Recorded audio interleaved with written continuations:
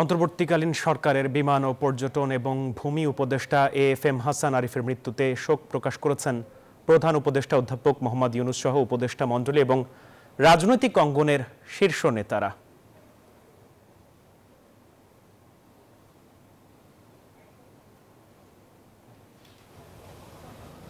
সজল, বাদ এশা তো জানাজা অনুষ্ঠিত হওয়ার কথা, এখন জানাজা অনুষ্ঠিত হবে কখন সেটা জানাবেন, আর কারা কারা জানাজা ময়দানে পৌঁছাচ্ছেন জানাবেন।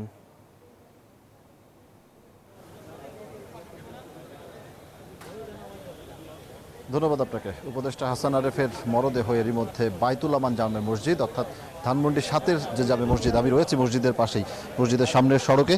এখানে প্রধান উপদেষ্টা ডক্টর মোহাম্মদ ইউনূস তিনি অংশ নেবেন, এই কারণেই মূলত মরদেহ এরই মধ্যে দেখতে পাচ্ছেন আনা হয়েছে হাসপাতালের প্রাঙ্গণে।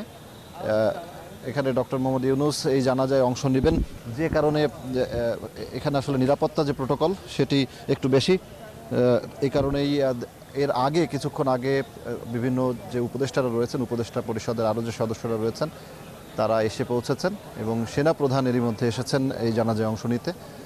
আপনি জানেন যে উপদেষ্টা হাসান আরিফ তিনি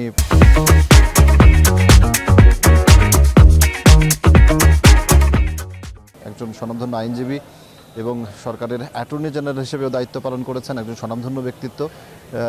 এই কারণেই মূলত একজন বিশিষ্ট ব্যক্তি এবং অন্তর্বর্তী সরকারের যে উপদেষ্টা হয় তার এই জানাজায় কিন্তু অসংখ্য মানুষ অংশ নিবেন বলেই মনে হচ্ছে। এখন পর্যন্ত অসংখ্য মানুষ এই মসজিদ প্রাঙ্গণে এসছেন এবং প্রধান উপদেষ্টা ডক্টর মোহাম্মদ ইউনূস কিছুক্ষণের মধ্যে এখানে আসবেন।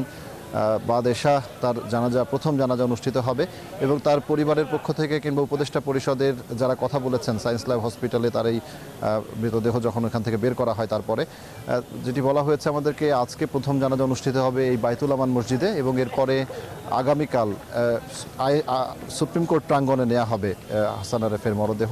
সেখানে দ্বিতীয় জানাজা অনুষ্ঠিত হবে এবং তার দাফনের ব্যাপারে সিদ্ধান্ত নিতে কিছুটা সময় নেওয়া হচ্ছে, কারণ তার মেয়ে যেহেতু দেশের বাইরে থাকেন, 22 তারিখে তিনি দেশে ফেরার পরেই জানাজার সিদ্ধান্ত হবে। যদিও এখন পর্যন্ত জানানো হয়েছে শহীদ বুদ্ধিজীবী কবরস্থানে তাকে দাফন করা হবে, তার শেষ নিদ্রায় শায়িত হবেন তিনি। তো এই যে পরিস্থিতি, এখানে প্রধান উপদেষ্টা যেহেতু আসবেন সে কারণে আইন শৃঙ্খলা পরিস্থিতি একটু বেশি সতর্ক এবং প্রচুর নিরাপত্তা বাহিনীর সদস্য এরই মধ্যে উপস্থিত এখানে।